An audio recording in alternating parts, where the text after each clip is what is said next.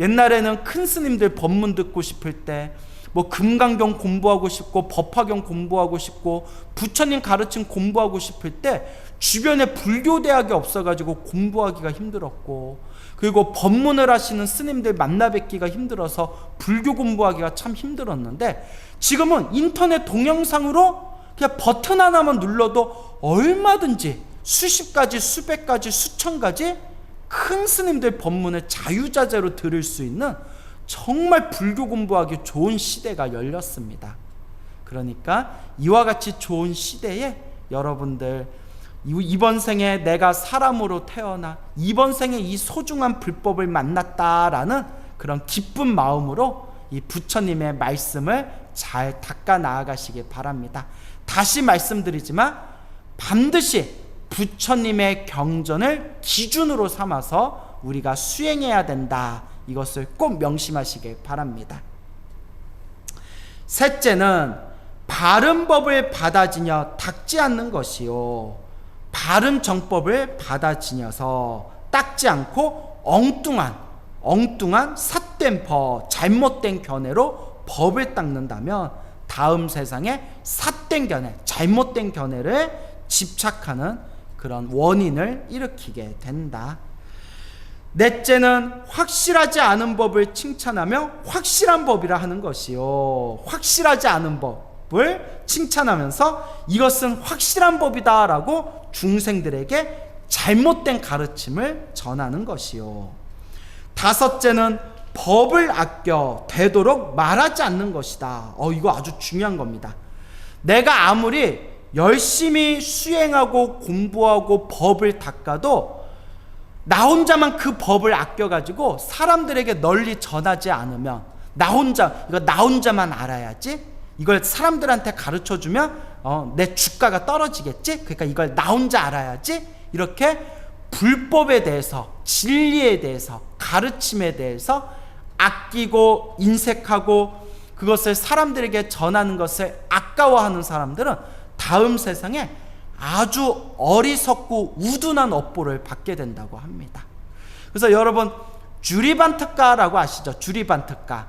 그 부처님의 제자 중에 그 바보 스님이었던 주리반특가라고 있지 않습니까? 그래서 개성을 배우는데 앞에 한 구절을 배우면 뒷구절을 잊어버리고, 뒷구절을 다시 들으면 앞구절을 잊어버릴 정도로 그렇게 머리가 우둔했던 스님이 바로 주리반특가라는 스님이었습니다. 그런데 주리반특가 스님이 부처님의 가르침을 받아서 매일매일 이제 먼지를 쓸면서 먼지를 쓸자 이렇게 열심히 이렇게 먼지를 쓰면서 마음을 관찰해 가지고 결국은 모든 번뇌와 욕망이 사라진 거룩한 성자 아라한이 되었다라는 내용이 이제 우리가 불교설화에서 찾아볼 수가 있습니다. 여기서 중요한 게, 주리반특가가 이번 생에 이렇게 머리가 멍청한, 어리석은, 우둔한 그런 존재로, 중생으로 이번 생에 태어난 게, 주리반특가가 사실 전생에 부처님의 경전 공부를 엄청나게 많이 했던 큰 스님이었다고 합니다. 그러니까 석가모니 부처님 이전에 다른 부처님, 이제 석가모니 부처님 이전에 가섭 부처님이라고 계셨죠. 석가모니 부처님 이전에 다른 부처님 시대 때 부처님의 경전을 열심히 공부하신 아주 유식하고 해박한 큰 스님이셨는데, 항상 자기가 잘났다라는 그런 어떤 교만함에 빠져서 사람들을 무시하고 사람들에게 불교 공부 가르치는 것을 굉장히 아끼고 인색하게 구셨다고 합니다. 그래서 내가 남들보다 잘났다는 교만심, 그리고 공부하는 스님들을 무시하는 그 오만함, 그리고 당신의 알고 있는 진리의 가르침을 사람들에게 이제 전하지 않는 법에 대한 그런 인색함, 구두쇠와 같은 마음 때문에 이번 생에 저렇게 머리가 우둔한 과보를 얻게 되었다. 하지만 비록 이렇게 이번 생에 머리가 우둔한 과보로, 어리석은 머리로 이번 생에 태어났지만 그 수많은 과거 전생에 부처님의 경전 공부를 열심히 했던 선업의 힘에 의해서 이번 생에 석가모니 부처님을 만나 이번 생에 결국 마음을 깨치고 아라한이 되었다. 이런 내용이 이제 불교설에 자세히 설해져 있습니다. 그래서 우리가 큰 복과 선업과 공덕을 짓는 데 있어서 첫 번째 단계가 공양이라고 합니다. 공양 올리는 거. 공양 올리는 것이 복과 선업과 공덕을 짓는 첫걸음이 된다고 합니다. 근데 공양 중에서 이렇게 내가 가지고 있는 물질적인 것을 공양 올리는 재공양이 있고요. 재물공양이 있고, 그리고 사람들을 편안하고 사람들을 이제 평온하게 해드리기 위해서 내 몸과 마음을 바쳐가지고 봉사를 하는 무외시라는 공양이 있고요. 그러니까 몸과 마음으로 이제 자원봉사하는 공양이겠죠. 그 다음에 마지막에는 부처님의 거룩한 가르침을 세상에 널리 전하는 법공양이 있습니다. 그래서 부처님께서 경전에서 한결같이 말씀하시기를 모든 공양이 다 훌륭한 거지만 그 중에서 가장 최상의 공양, 가장 최고의 공양은 바로 부처님의 법을 널리 전하는 법공양이다 라고 말씀하셨습니다.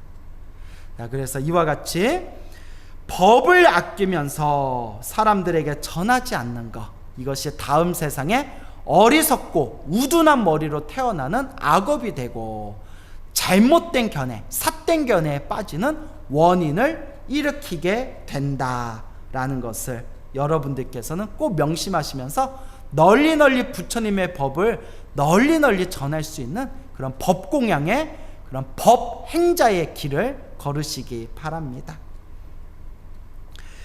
여섯째는 삿된 지혜를 가까이 하는 것이요. 그래서 우리 주변에는 삿된 지혜를 가진 사람들이 참 많습니다. 자, 그럼 어떤 것이 삿된 지혜냐, 무엇이 바른 지혜고 무엇이 삿된 지혜냐라는 것을 설명하는 것 자체가 정말 끝이 없을 정도로 팔만대장경에 있는 대부분의 내용이 아마 삿된 지혜, 올바른 지혜에 대해서 설하고 있는 것일 겁니다. 근데 이제 경전에 나와 있는 간단한 내용들을 이제 정리해서 말씀을 드리자면, 신이 모든 것을 결정한다. 신이 이 세상을 창조했고 신이 인간의 모든 것을, 세상의 모든 것을 지배한다. 이것을 삿된 견해라고 했습니다. 불교에서는. 이게 자칫 타 종교를 좀 비판하고 비방할 수 있는 그런 이제 오해의 요지가 있는데, 근데 저는 이제 경전에 나온 대로 말씀드리는 겁니다. 우리 부처님께서는 신이 모든 걸 창조했고 신이 모든 것을 다스린다. 이것을 삿된 견해라고 봤습니다. 그 다음에 두 번째는 모든 것은 우연에 의해서 결정된다. 모든 것은 우연에 의해서 펼쳐진 것이다. 모든 것은 다 운이다.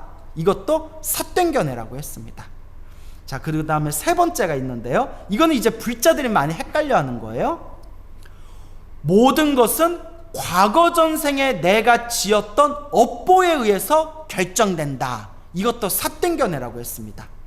그럼 불자님들이 스님, 지금 우리가 공부하고 있는 게 업보차별경, 전생의 업보에 의해서, 전생에 내가 지은 업의 인연에 의해서 이번 생에 이런 업보가 생긴 것이다 배우고 있는데 이게 삿된 견해입니까? 자, 여기서 이제 말을 똑바로 들으셔야 돼요. 모든 것이 전생의 업보에 의해서 결정된 것이다. 이게 삿된 견해라는 거예요. 결정된 것이다. 근데 불교에서는 결정된 건 없다고 봅니다. 내가 과거 전생에 지었던 내 업의 인연에 의해서 지금 이런 상황이 펼쳐졌다 하더라도 고정된 실체는 없다. 결정된 건 없다. 나의 노력과 나의 수행과 그리고 나의 끊임없는 어떤 수행과 정진을 통해서 얼마든지 이번 생에 내게 주어진 상황들을 바꾸어 나갈 수 있다라는 역동적인 그런 어떤 업에 대한 관점이 바로 불교의 관점입니다. 그래서 불교에서는 과거에 지었던, 과거 전생에 지었던 내가 지은 업이 이번 생에 결정되어져 있다라는 것은 잘못된 견해다, 삿된 견해다라고 바라봅니다. 그래서 불교에서는 카스트 제도를 그래서 부정하는 겁니다. 계급 제도를 그래서 부정하는 겁니다. 힌두교, 브라만교나 힌두교에서는 내가 과거 전생에 지었던 업에 의해서 이번 생에 카스트 제도가 결정됐다고 봅니다. 결정됐다. 브라만으로 태어나고 크샤트리아 왕족으로 태어나고 그리고 평민으로 태어나고 그 다음에 노예로 태어나는 것은 다 결정되었다. 그러니까 바꿀 수가 없다라고 보는 겁니다. 이게 삿된 견해라는 겁니다. 근데 부처님께서는 뭐라고 하셨냐? 바꿀 수 있다라고 하셨습니다. 그래서 부처님께서는 모든 중생이 평등하다고 하셨습니다. 그래서 부처님께서는 이 카스트 제도를, 궁극적으로는 이 카스트 제도를 부정하셨던 분입니다. 그렇기 때문에 불교적인 관점에서는 고정된 실체가 없고 결정된 그 무언가가 있지 않다. 그러면 부처님은 뭐라고 말씀하셨냐? 모든 것이 영기법이다 라고 하셨습니다. 모든 것이 원인과 조건과 결과에 의해서 펼쳐진 영기법이다. 근데 이제 또 이 영기법에 대해서 설명하면 너무 복잡해져요. 자, 이제 다만 제가 여러분들의 머릿속에서 이제 이해하셔야 되는 게, 이 세상은 신이 창조했고 모든 것은 신이 다스리는 것이다. 이거는 잘못된 견해이고, 모든 것은 우연에 의해서, 모든 것은 운에 의해서 이렇게 펼쳐지는 것이다. 이것도 잘못된 견해고, 또 불자들이 가장 많이 헷갈려하는 거, 모든 것은 과거 전생에 지었던 업보에 의해서 결정된다. 이것도 잘못된 견해이다. 모든 것은 영기법, 원인과 조건 따라 펼쳐진 고정된 실체가 없는 하나의 현상들일 뿐이다. 이런 이 영기법을 마음에 잘 되새기면서 앞으로 불교 공부, 경전 공부하면서 이 영기법에 대해서 차분하게 고민을 많이 해보시길 바랍니다. 자, 그리고 이와 같이 여러 가지 삿된 지혜들, 또 삿된 지혜 여러 가지가 있습니다. 삿된 지혜가 살아있는 생명을 죽여서 제사를 지내면 복을 받는다. 아주 비열한 삿된 지혜입니다. 우리가 앞에서 살생업보에 대해서 배웠죠. 우리 옛날 고대 종교에서부터 지금까지 내려오는 어떤 그런 샤머니즘 같은 문화들을 보면 지금 이 순간에도 살아있는 생명을 죽여가지고 제사를 지내면 복을 받는다라는 아주 어리석고 삿된 견해에 빠진 사람들이 있습니다. 그렇기 때문에 이러한 삿된 지혜를 부처님께서는 경전에서 그대들이 복을 짓고 싶어서 복을 짓기 위해서 하늘에 제사를 지내는데 살아있는 생명을 죽여서 제사를 지낸다면 오히려 훨씬 더 무서운 재앙과 악업을 스스로 받게 될 것이다 라고 부처님께서 준엄하게 얘기하고 계시는 겁니다. 이와 같은 이제 삿된 지혜, 또 부처님 당시에는 이런 삿된 또 견해가 있었다고 합니다. 뭔고 하면, 개같이 살면, 강아지처럼 살면, 사람으로 태어나서 평생 강아지, 개같이 살면 죽은 뒤에 하늘색에 태어난다. 평생 사람으로 태어나서 평생 소같이 살면, 길바닥에서 소같이 살면 죽은 뒤에 하늘색에 태어난다라는 견해가 있었다고 합니다. 그때 부처님께서 이와 같이, 부처님 정말 요새 저 이상한 수행자들이 하는 말처럼 개처럼 살고 소처럼 살면 다음 생에 하늘색에 태어납니까? 라고 질문하는 사람들에게 부처님께서 하신 말씀이, 개처럼 살면 다음 생에 개로 태어날 것이고 소처럼 살면 다음 생에 소처럼 태어날 것이다. 복과 선업과 공덕을 올바르게 닦아야 다음 세상에 좋은 그런 복을 얻게 될 것이다. 이렇게 이제 부처님께서 법을 설하십니다. 그래서 이런 삿된 견해, 무엇이 삿된 견해고 무엇이 바른 견해인가, 이런 부분에 대해서 부처님 경전에서 굉장히 자세하게 엄청나게 길게 설해놓고 있습니다. 그래서 여러분들이 부처님의 경전을 틈틈이 공부하시면서 무엇이 삿된 견해이고 무엇이 바른 견해인가, 이것을 여러분들이 공부하시는 겁니다.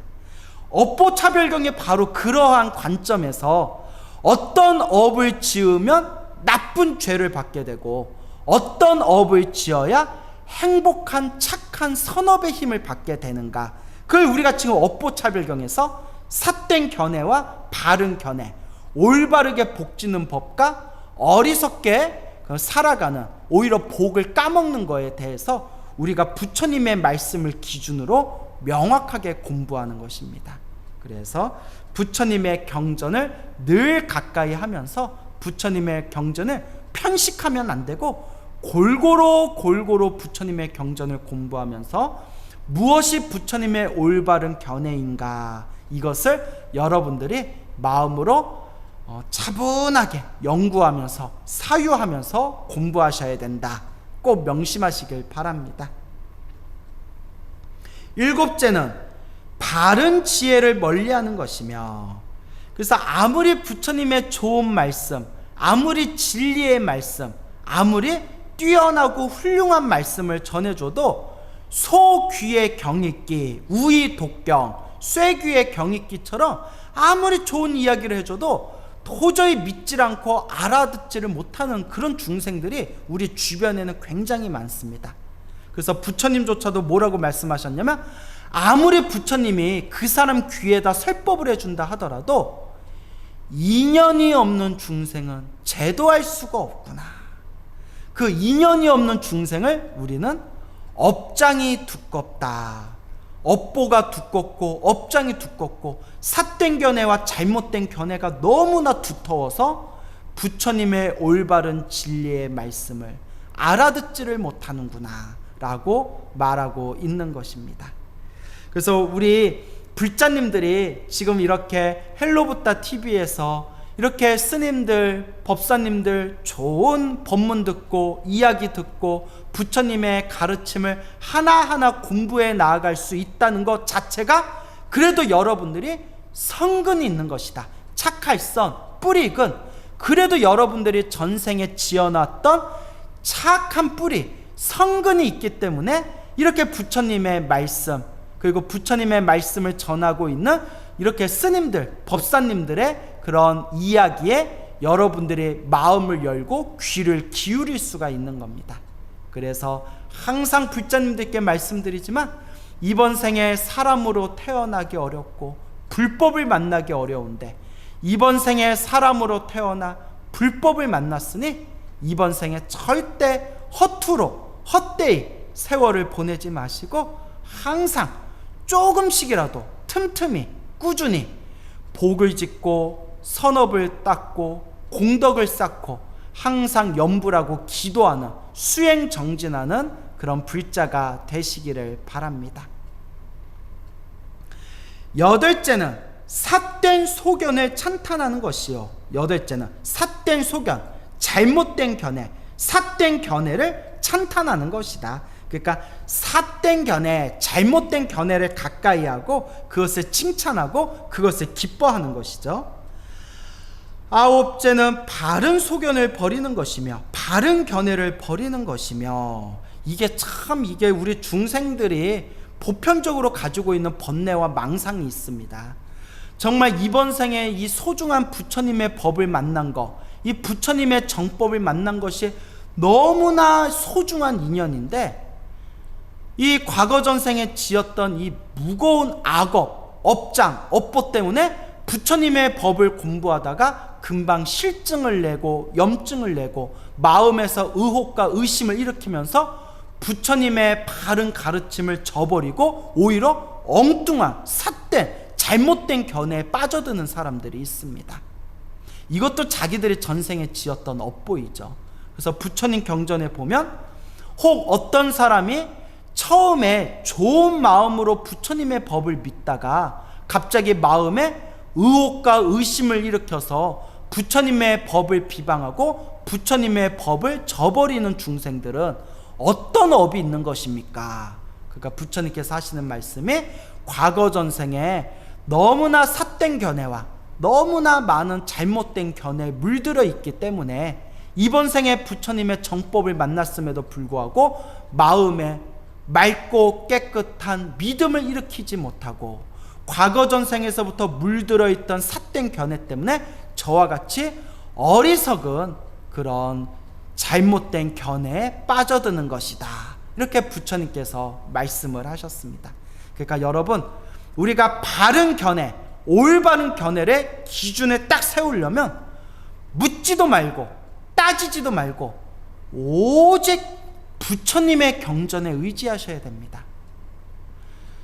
여러분 눈앞에 있는 이 광호 스님 말조차도 100% 믿어서는 안 됩니다. 솔직히 말하면 스님도 완전히 깨달은 존재가 아닙니다. 스님들도 완전히 깨달은 존재가 아니기 때문에 강의를 하거나 법문을 설하거나 설법하다 보면 반드시 실수가 있습니다. 스님들은 여러분들을 부처님의 가르침으로 인도하는 그런 선생님의 역할일 뿐이지, 사실 우리 학교 다니면 선생님들 중에서도 실수하는 분 많지 않습니까? 스님들도 아직은 수행하고 있는 그런 선생님의 역할일 뿐이지, 여러분들의 교과서는 오직 부처님의 경전입니다. 그러니까 항상 삿된 견해, 잘못된 견해에 빠져들지 않으려면 요 스님의 말도 100% 믿지 말고, 스님의 말은 참고로 삼되 오로지 기준은 무엇으로 기준을 삼아야 된다? 귀가 따갑도록 말씀드리지만 오직 부처님의 말씀, 경전의 근거를 삼고 기준을 세워야 된다라는 것을 꼭 마음에 깊이 되새기시길 바랍니다. 열째는 어리석고 나쁜 사람을 보면 천하게 여기고 비방하는 것이니 이런 10가지 업으로 삿된 지혜의 갚음을 받느니라 라고 되어 있습니다. 자, 여기서 보면 열째는 어리석고 나쁜 사람을 보면 천하게 여기고 비방하는 것이니, 자, 요거는 이제 해석을 잘해야 돼요, 여러분. 나보다 어리석고 나보다 좀 이렇게 부족한 사람을 보면 그 사람을 가엾게 여기고 그 사람을 올바른 길로 이끌어주고 그 사람에게 바른 지혜를 전하도록 노력해야지, 나보다 부족하고 나보다 어리석고 나보다 수준이 좀 떨어진다고 해서 그 사람을 가볍게 여기고 천하게 여기고 그 사람을 비방하면 오히려 내가 다음 생에 어리석은 사람으로 태어나는 악업을 짓게 된다는 겁니다. 그러니까 이거 아주 무서운 얘기죠. 나보다 부족하고 나보다 어리석다고 해서 그 사람을 무시하지 말아라 라는 뜻입니다. 한마디로 교만심을 버려라. 너 잘났다라는 교만심, 네가 남들보다 낫다라는 오만함, 누군가를 무시하는 그 졸렬한 마음을 버리라는 뜻입니다. 그래서 흔히 그런 얘기 있죠. 돼지 눈에는 돼지로 보이고 부처님 눈으로는 모든 게 부처로 보인다. 그래서 정말 수행이 깊이 된 바른 견해를 가지고 있는 수행자는 나보다 부족하고 어리석은 중생을 보았다 하더라도 절대 그 사람을 가볍게 여기거나 천대하지를 않는다. 그래서 법화경에 상불경 보살품이라는 게 나옵니다. 법화경의 상불경 보살품에 보면 어느 보살이 있었는데, 어느 보살 비구가 있었는데 항상 사람들을 보면 사람들에게 절을 올리면서 당신들은 미래의 부처님이 되실 분들입니다. 당신들은 미래의 부처님이 되실 분들입니다. 그러면 사람들이 어이가 없어가지고 네가 뭔데 우리한테 부처가 되니마니 하냐 하면서 요 상불경 보살에게 막 돌을 던지고 막대기를 던지고 막 욕을 하고 했대요. 그러면 사람들이 돌을 던지고 막대기를 던지고 욕을 하더라도 절대 사람들에게 원망하는 마음이 없이 오히려 그 사람들을 향해서 당신들은 이 공덕으로 그대들은 미래의 부처님이 되실 분들입니다 라고 그렇게 절을 올렸다는 상불경 보살품의 내용이 나옵니다. 그렇기 때문에 나보다 어리석고 나보다 부족하다고 해서 나 잘났다라고 생각하지 말아라. 오히려 그것이 다음 세상 내가 삿된 견해, 잘못된 견해에 빠져들 수 있는 나쁜 악업을 짓는 그런 어떤 감정이 될 수 있다. 나보다 부족한 사람이 있고 나보다가 좀 어리석은 사람이 있다 하더라도 본래 우리는 똑같이 이 마음에 불성이 있는 평등한 존재이고, 그리고 나보다 부족한 사람이 있으면 저 사람에게 올바른 진리의 가르침을 전해야 되겠다라는 그런 자비심을 일으켜야 된다라는 그런 말씀이 되겠습니다.